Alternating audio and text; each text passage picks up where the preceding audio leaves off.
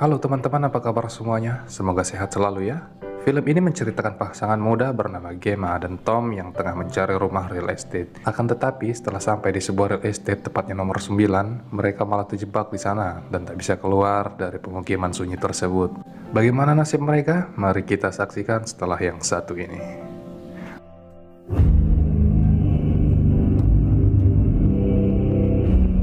Di awal film, kita diperlihatkan seekor anak burung yang tengah menjatuhkan telur dan anak burung lainnya, yang ukurannya tampak berbeda.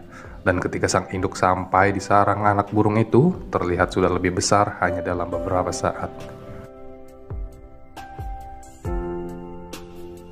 Anybody hear it?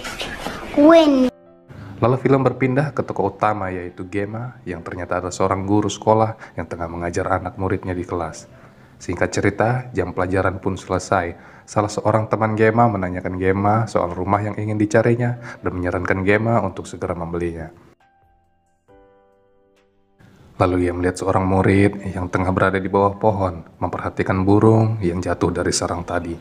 Gemma pun menjelaskan mungkin itulah burung kuko, mengingat di daerahnya banyak jenis burung tersebut, yang kalau di kita itu burung kedasih ya. Lalu, tiba-tiba pohon bergoyang yang ternyata olahnya Tom. Beliau pacarnya Gemma. Tom juga bekerja di situ sebagai perawat tanaman. Mereka pun mau burung tersebut dan mendoakannya agar masuk surga. Lalu mereka pun pergi sesuai pembahasan tadi di mana mereka ingin mencari sebuah rumah real estate. Singkat cerita, tibalah mereka di sebuah agen real estate yang dipasarkan oleh seorang bernama Martin.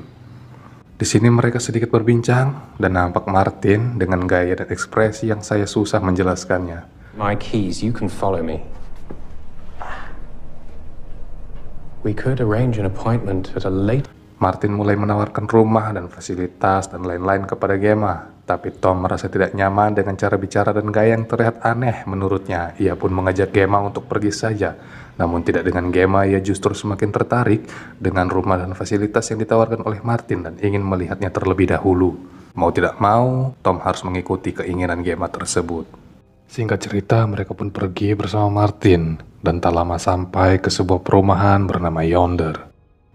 Di sini Gemma dan Tom terlihat kagum dan sedikit bingung karena semua rumah di sana terlihat sama, bahkan tak ada perbedaan sedikit pun dari bentuk jalan sampai pertigaan dan yang paling aneh bentuk awannya. Hingga sampailah mereka di sebuah rumah dengan nomor 9, Martin pun mempersilahkan mereka untuk melihat isi rumah tersebut. Martin menunjukkan setiap ruangan di rumah tersebut hingga sampai ke halaman belakang rumah. spaces between these walls. I'm driving. Boy, you got all. Gemma pun semakin tertarik, namun ketika Gemma ingin bertanya kepada Martin, tiba-tiba Martin sudah tidak ada di situ beserta mobil inventarisnya.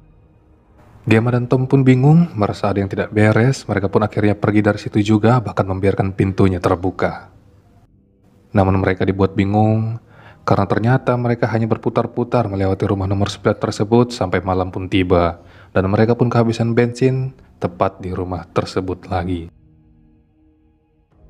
Karena hari sudah malam, bensin sudah habis, perut lapar, dan dehidrasi, mereka pun memutuskan untuk bermalam di situ. Pagi harinya, Tom memanjat genteng untuk melihat arah jalan keluar dari perumahan tersebut. Namun ia dibuat bingung karena ia sama sekali tak melihat ujung dari rumah tersebut. Matahari pun terbit, Tom yang tak kehabisan ide pun mengajak Gemma untuk mengikuti arah matahari saja. Sampai malam pun tiba kembali, Gemma melihat sebuah lampu yang menyala dari rumah di depannya. Mereka pun senang mengetuk pintu dan masuk ke rumah tersebut. Namun ketika Tom membuka pintu, ternyata pintu itu bernomor 9 dan terdapat kardus kotak berisi perlengkapan rumah di depan rumahnya. Ia pun mengambil dan memasukkannya ke dalam rumah dan membakar kertasnya dan membakar rumah tersebut karena saking kesalnya.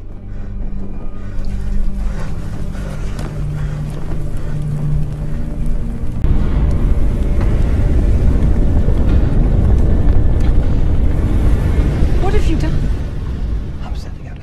Dan mereka pun tidur di depan rumah tersebut. Pagi pun tiba, kali ini Gemma yang dikejutkan dengan sebuah kardus lagi yang bertuliskan, "Besarkan dia dan kalian akan bebas." Gemma dan Tom pun melakukan kaget yang ternyata isi kardus tersebut sebuah orok ditambah rumah yang tadinya sudah terbakar kini kembali utuh. Dirasa ini satu-satunya cara untuk keluar dari tempat itu, mereka pun menyanggupi merawat anak tersebut.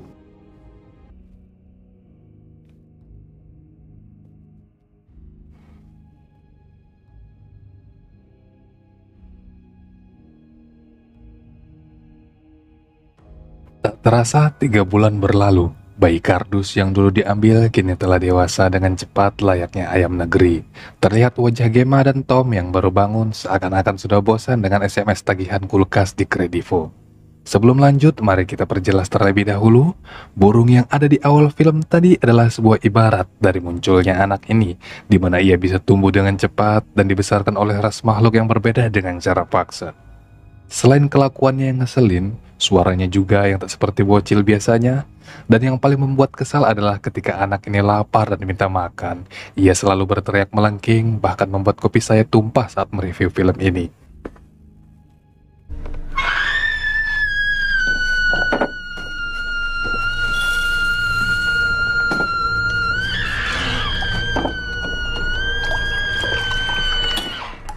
Hari demi hari mereka lewati sambil sesekali duduk di teras rumah berharap mereka mengetahui siapa yang selalu mengantar barang ke depan rumah mereka. Namun sayang hal itu tak membuahkan hasil.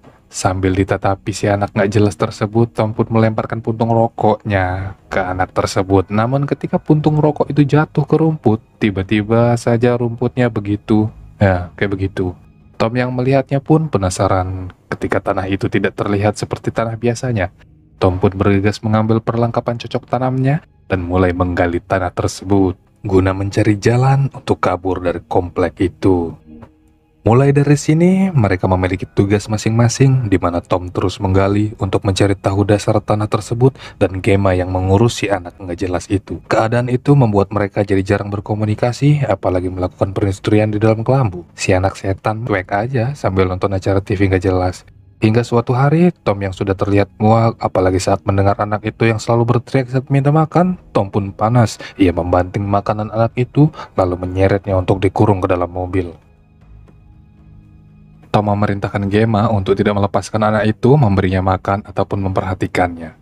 Gemma merasa tidak tega, namun Tom menjelaskan bahwa ia melakukan itu untuk memancing datangnya si pengirim anak itu, atau lebih tepatnya dalang dari semua ini. Namun belum juga bikin kopi, Gemma merampas kunci mobil dari Tom dan membebaskan anak itu. Tom yang udah capek pun akhirnya cuma cicing wae. Hari berganti, semenjak kejadian yang dilakukan Tom itu, Gemma mulai memberi perhatian kepada anak itu. Dari tidurnya, berbincang, bahkan berjemur dan menggonggong layaknya kerang. Au, au, au, au, au, au. Suatu ketika, tiba-tiba anak itu menghilang, yang membuat Gemma panik mencari kesana kemari. Tapi anehnya, si anak ternyata sudah ada di situ. Gemma pun kepo dengan buku tersebut dan melihatnya, tanpa isi buku itu tidak menggunakan satupun bahasa yang ada di bumi.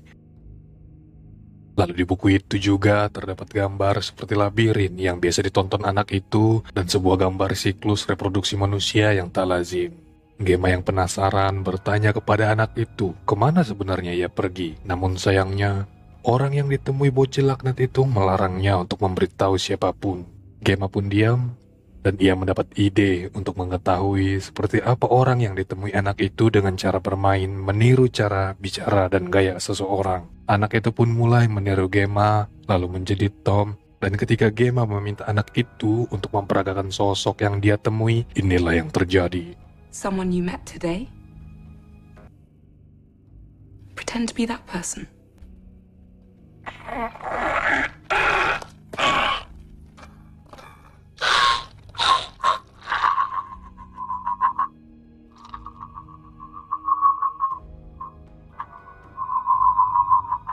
Sontak Gemma pun terkejut ketika melihat anak itu berubah seperti monster yang bisa mengembangkan lehernya layaknya kodok. Gemma pun menangis memohon untuk membiarkannya pulang, namun anak setan itu mengatakan bahwa ini adalah rumahnya sekarang. Beberapa waktu berlalu, terlihat sekarang si anak sudah dewasa dan Gemma yang selalu ketakutan saat bicara dengannya. Gemma menghampiri Tom yang sudah semakin lemah akibat bikin lobang. Ia memberikan Tom makan sambil mengatakan bahwa ia menyesal telah melepas anak itu saat dikurung di mobil dulu. Usai makan, Gemma membuntuti anak itu diam-diam untuk mengetahui kemana dia akan pergi. Namun Gemma kehilangan jejak dan dibuat bingung karena anak itu selalu berpindah-pindah yang membuat saya kesal juga. Di waktu yang sama kita pindah ke Tom yang saat ini masih melakukan penggalian tak berfaedahnya. Namun tak berapa lama Tom menggali, ia menemukan sesuatu yaitu body bag yang ternyata berisi mayat seseorang. Tom pun kaget dan naik ke permukaan. Kembali ke Gemma, Hari sudah hampir malam dan gelap, dan ia tersesat. Gemma pun memanggil-manggil Tom, berharap Tom bisa mendengar. Dan benar saja, Tom membalas panggilan Gemma, hingga akhirnya Gemma berhasil ke rumah itu dan terlihat Tom yang semakin sekarat. Pagi pun tiba, Gemma terbangun dan melihat si anak setan itu keluar dari rumah dan bergegas mengejarnya untuk meminta bantuan ataupun memanggil dokter, setidaknya obat-obatan. Namun si setan itu hanya mengatakan sudah waktunya Tom dibebaskan. Gemma pun hanya bisa pasrah dan mengajak Tom berbicara di akhir hidupnya. You asked me if I wanted some scrambled eggs. And that was that. Selang tak berapa lama si setan pun datang kembali membawa sebuah kardus yang dikira Gemma sebuah obat-obatan ataupun makanan. Tapi ternyata isinya adalah body bag yang membuat Gemma histeris.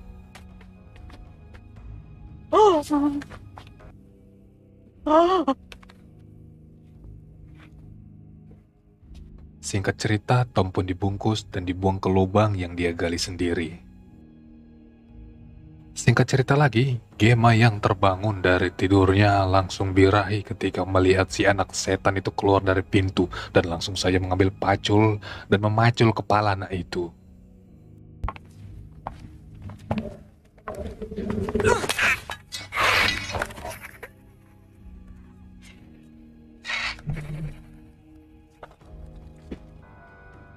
Si anak setan lari masuk ke bawah trotoar. Gemma pun langsung mengejarnya.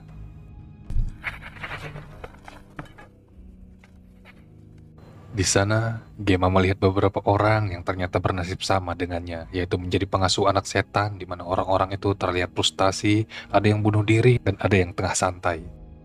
Tak berapa lama, Gemma pun jatuh kembali ke rumahnya, yaitu nomor 9, dan mengalami cedera mental dan fisik yang membuatnya tak sanggup lagi berlari. Lalu scene berpindah di mana Gemma telah berbaring di hadapan anak setan itu, dan harus bernasib sama layaknya Tom, dibuang ke lubang tersebut. Si setan pun kabur dengan mobilnya Tom dan keluar dari perumahan itu dengan mudahnya. Scene diakhiri oleh si anak setan yang menghampiri Martin yang ternyata sudah tua, dan ketika begitu namanya diberikan kepada si setan, Martin pun mati, lalu dibungkus oleh si setan dan dia sekarang menjadi Martin. Film pun tamat. Pusing. Dah, tidur lah.